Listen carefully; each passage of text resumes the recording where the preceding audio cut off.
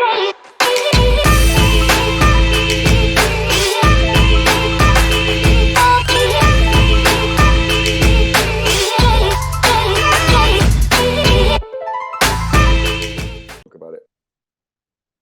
This is Charlie Parsons for Boxing Social in association with William Hill and Empire Fight Store. Gareth, I thank you for your time this afternoon. I'm sure you've been absolutely snowed under. Just immediately, Dillian Whyte has failed a VADA test. The Anthony Joshua fight is off. Believe Team AJ are currently looking at opponents and want to fight on Saturday. Just your initial reaction. Well, very disappointed. Disappointed for Anthony Joshua, disappointed for Matchroom and Eddie Hearn, disappointed for all the fans that sold out the O2 Arena with amazing alacrity. I mean, I think it sold out in an hour, didn't it? It's very disappointing for everyone. I mean, TalkSport are doing the broadcast there next week. It's a DAZN pay-per-view. It's a really big fight on the British stratosphere for me anyway. Not everyone thinks it is, but it's a really big fight. An amazing stepping stone for Anthony Joshua on the way potentially to that Deontay Wilder fight at the end of the year. Real jeopardy, we thought, in the contest. They had an amazing fight 8 years ago.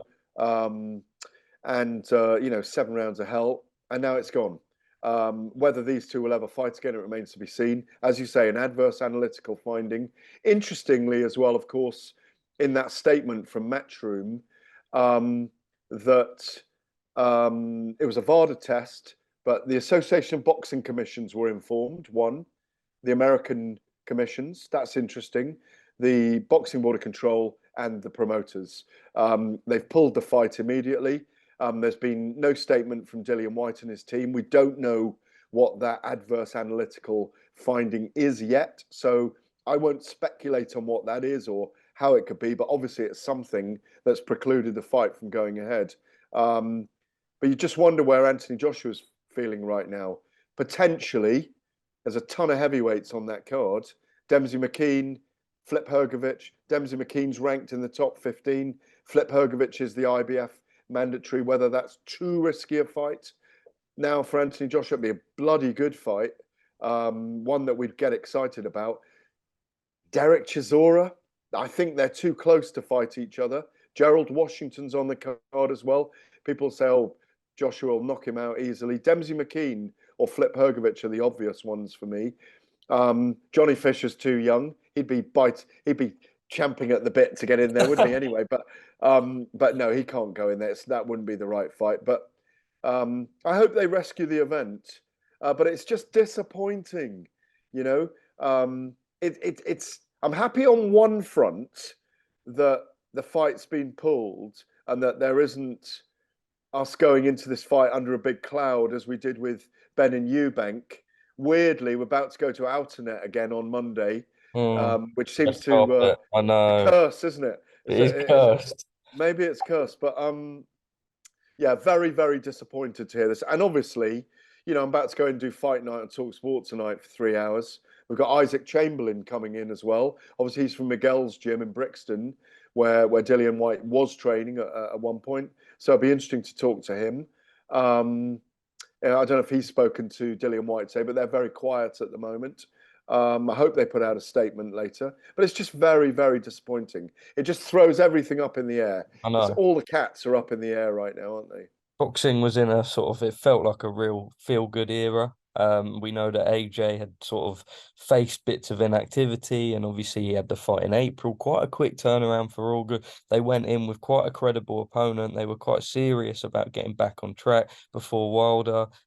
Whether he fights or not is still going to be a bit of a dampener because I think they wanted a real tough test. And I think now, obviously, you look at your Philip Hrgovic's and your Dempsey McKean, like you say, Hrgovic may be a bit risky. Dempsey McKean, a 6'6" southpaw, totally different. Leaves them a little bit in the dark. Yeah, but they probably will want to rescue the card. I imagine Joshua, having just gone through a camp, I spoke to him on Tuesday or Wednesday night. He was in top form. You know, he's back. He's ready to go. He's in top form. He's had a great camp.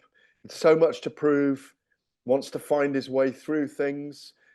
This was a jeopardy fight for him. I think a lot of people respected him for taking this fight. I certainly did, and I know a lot of other people in the industry do.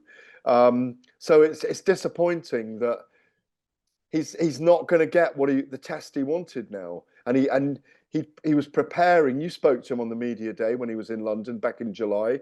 He was preparing for Dillian Whyte. Yeah. You know, massive climbs, massive falls in the place where he is, win and lose. You know, look what he's gone through in the last 2 years with 2 losses to Alexander Usyk, and then he's come back against Jermaine Franklin. He's damned if he does, and he's damned if he doesn't, because he didn't knock him out in 3 rounds. He's questioning all of that. Yeah, it's a wholly unsatisfactory, rainy, grey Saturday right now.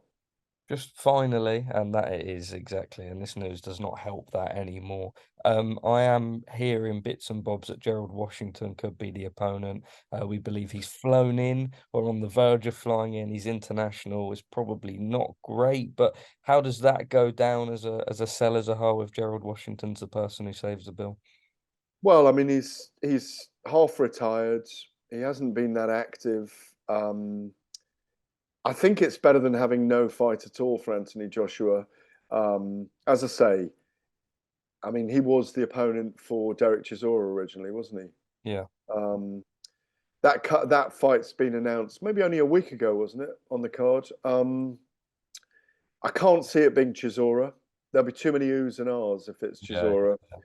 They're too close anyway, because I think Chisora and he are very, very good friends, and he sees Chisora as a friendly big brother. If it is Washington, then so be it. The anti-her and the anti-Joshua brigade will be out in strong force if it is, but it's not Joshua's fault, frankly, and it's not Hearn's fault.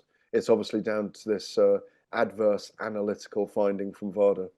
All right, Gareth, well, I don't want to keep you all afternoon. I think I'll reiterate that last message that you say. I think at this point, we just want to see the event go ahead, the fighters get paid. So, yeah, thank you very much for your time this afternoon. I'm sure we'll tune in. Viewers will tune in on TalkSport tonight. And, yeah, top man, thank you for speaking to us at Boxing. Always a pleasure, Cheeky. Man.